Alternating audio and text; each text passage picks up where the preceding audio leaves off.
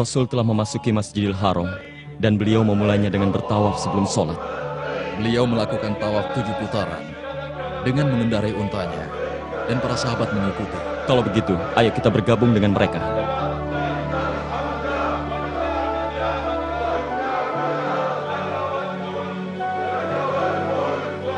Perhatikan Rasul di sana. Beliau mengusapkan tangannya di rukun Yamani dan juga Hajar Aswad di setiap putaran.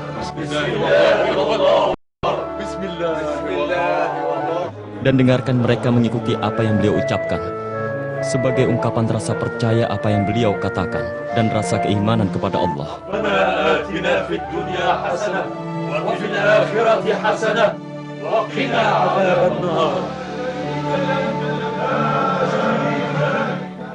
Beliau telah menyelesaikan tawafnya, lalu berdiri di makam kakeknya Ibrahim, bapaknya para nabi. Setelah itu, sholat di sana 2 rakaat. Di rakaat pertama setelah membaca Al-Fatihah, Qul ya ayyuhal kafirun. Dilanjutkan, Qul huwallahu ahad. Di rakaat kedua. Ayo kita tawaf, setelah itu kita sholat. Lalu kita bergabung dengan Rasul dan jamaah haji yang lain untuk melaksanakan sa'i dari Sofa ke Marwah.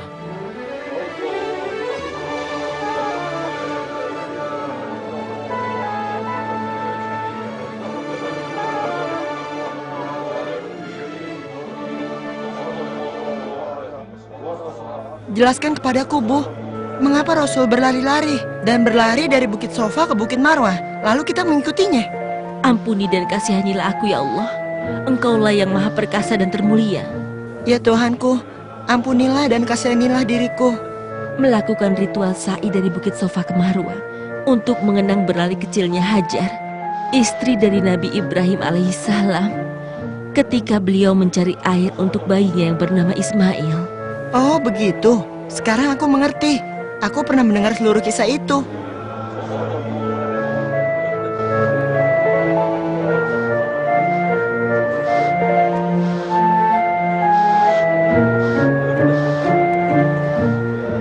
Ayo kita bertahlul dahulu, karena kita sudah menyelesaikan ibadah ihram kita. Tetapi ayah belum kembali. Apa sebaiknya kita menunggunya? Ayah harus tetap berpakaian ihram sampai dia selesai melaksanakan ibadah haji. Apa aku juga harus memotong rambutku seperti yang dilakukan mereka?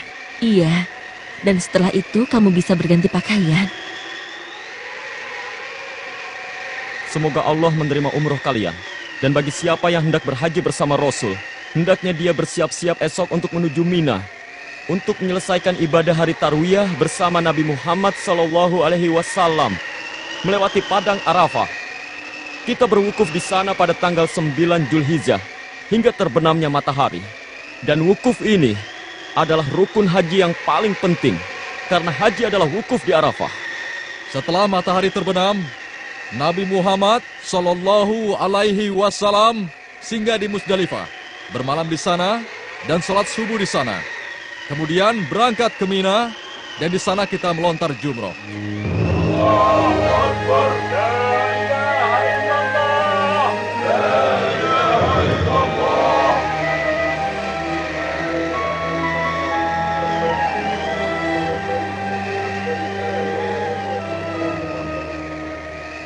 Waktu terus berjalan, sementara Rasul masih berwukuf di Arafah.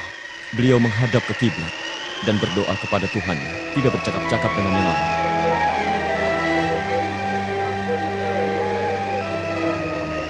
Rasul yang mulia baru saja menerima wahyu dari Allah. Apa bunyi firman itu? Bismillahirrahmanirrahim. حرمت عليكم الميتة والدم ولحم الخنزير وما أهل لغير الله به والمنخنقة والموقوذة والمتردية والنطيحة وما أكل السبع إلا ما ذكيتم وما ذبح على النصب وأن تستقسموا بالأزلام ذلكم فسق. اليوم يئس الذين كفروا من دينكم فلا تخشوهم واخشون اليوم أكملت لكم دينكم وأتممت عليكم نعمتي ورضيت لكم الإسلام دينا فمن اضطر في مخمصة غير متجانف لإثم فإن الله غفور رحيم. صدق الله العظيم.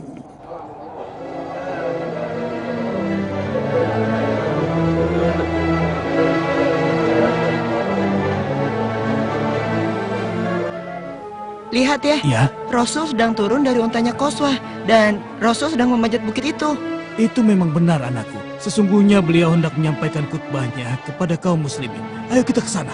Kita harus mencari tempat untuk mendengarkan khutbah beliau. Ayo istriku, kita jangan sampai ketinggalan. Wahai kaum muslimin, ayo berkumpullah untuk mendengarkan khutbah Nabi Sallallahu Alaihi Wasallam.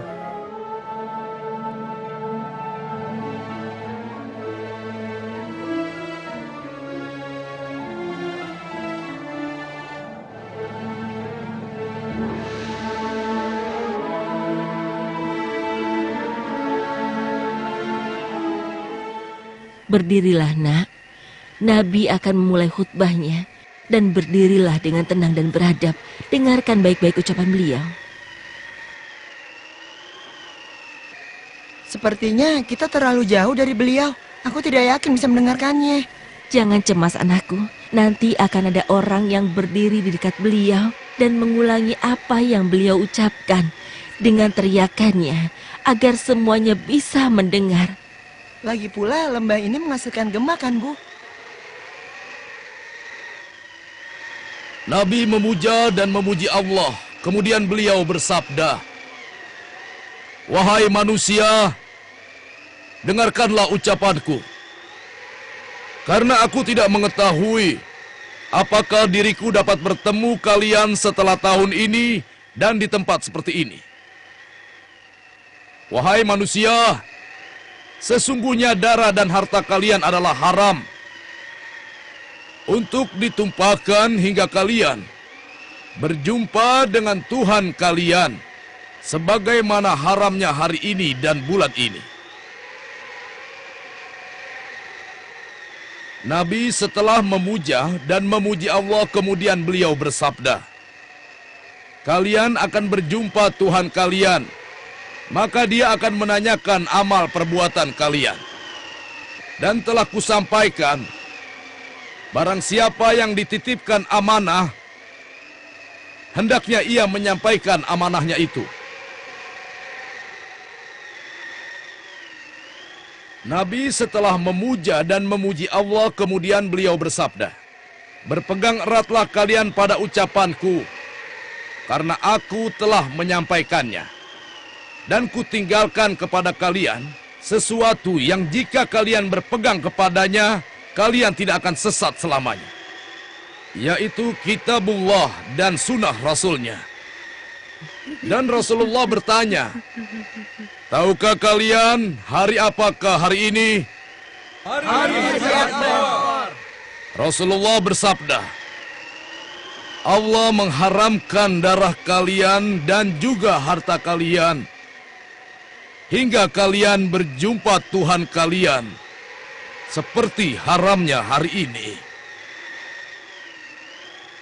Rasulullah juga bertanya, "Sudahkah aku sampaikan ini pada kalian?" "Ya." Dan Rasulullah bersabda, "Ya Allah, saksikanlah."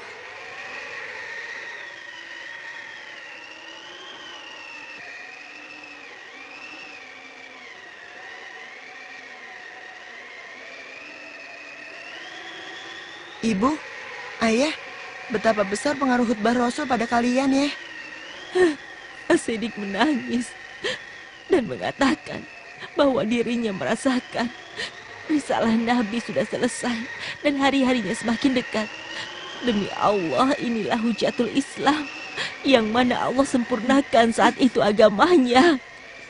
Dan juga Hujatul Balag, yang mana saat itu Nabi menyempurnakan tablignya kepada manusia seperti yang Tuhan perintahkan padanya. Rasulullah Shallallahu Alaihi Wasallam mengizinkan mereka yang lemah fisiknya, laki-laki atau perempuan, untuk berangkat ke Mina lebih dulu. dan melontar jumroh sebelum fajar tiba untuk menghindari desak-desakan.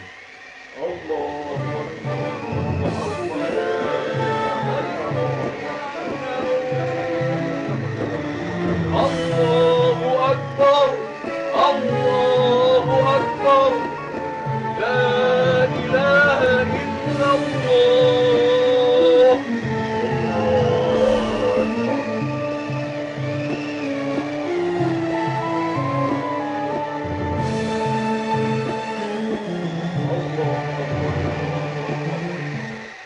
Rasulullah bersabda, "Ambillah dariku tata cara ibadah kalian.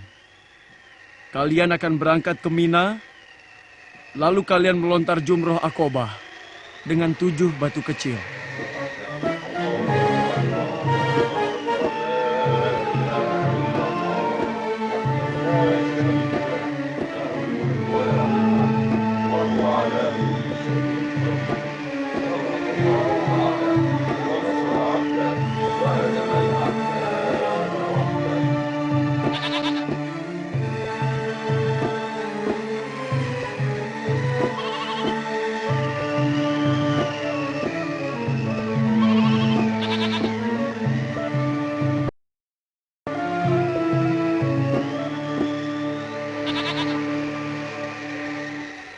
Semoga menjadi haji yang mabrur dengan izin Allah. Jauhkan domba ini agar dia tidak menyaksikan temannya disembelih. Begitulah yang Rasulullah Shallallahu Alaihi Wasallam perintahkan pada kita. Alaihi salatu wassalam. Anda benar penyembelih hewan.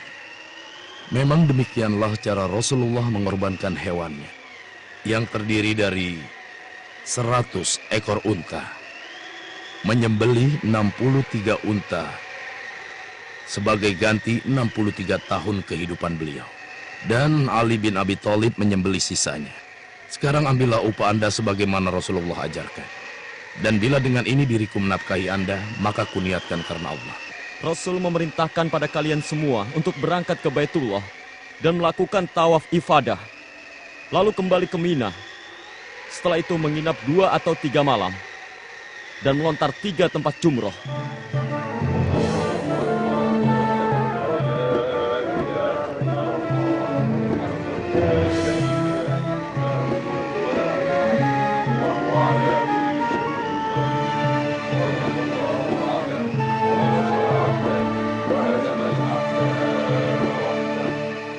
Rasul Shallallahu Alaihi Wasallam telah menyelesaikan hajinya, dan setelah ini beliau akan segera kembali ke Madinah setelah beliau menyampaikan khutbahnya. Khotbahnya benar-benar telah memenuhi pendengaran dan juga sanubari kita dan menyinari kita dengan cahaya. Ada apa gerangan? Sehingga beliau mengulangnya, khususnya tentang syariat. Beliau ingatkan kita dan hendak tempatkan kita di jalan yang lurus. Beliau tidak meninggalkan sesuatu, kecuali telah beliau ingatkan kita dalam khutbahnya. Dimulai dari menjaga amanah sampai mengharamkan riba, dan juga menumpahkan darah serta merampas harta benda, juga mengharamkan menuntut balas dan membunuh, dan bulan yang diharamkan berperang, menekankan tentang hak yang sama di kalangan kaum muslimin, dan melarang perpecahan di antara mereka. Beliau juga mewasiatkan agar berbuat baik pada wanita. Kenapa beliau mengatakan kepada kita, barangkali diriku tidak akan bertemu dengan kalian setelah tahun ini, tepat pada hari ini, dan juga bulan ini. Maha suci Allah, bukankah termasuk rukun iman mengimani hal yang gaib? Tidak ada cara lain kecuali kita mengucapkan salam perpisahan kepada beliau. Kalau kita meninggal tahun ini, haji ini disebut haji wada. Apa yang dikhawatirkan kaum muslimin benar-benar terjadi. Tidak lama kemudian Rasulullah Shallallahu Alaihi Wasallam wafat, dan peristiwa haji itu disebut dengan haji wada, dan khutbah beliau pada waktu itu disebut khutbah wada. Bismillahirrahmanirrahim. Laqad ja'akum rasulun min anfusikum azizun 'alaihi ma 'anittum harisun 'alaikum bil mu'minina raufur rahim. فإن تولوا فقل حسبي الله لا إله إلا هو عليه توكلت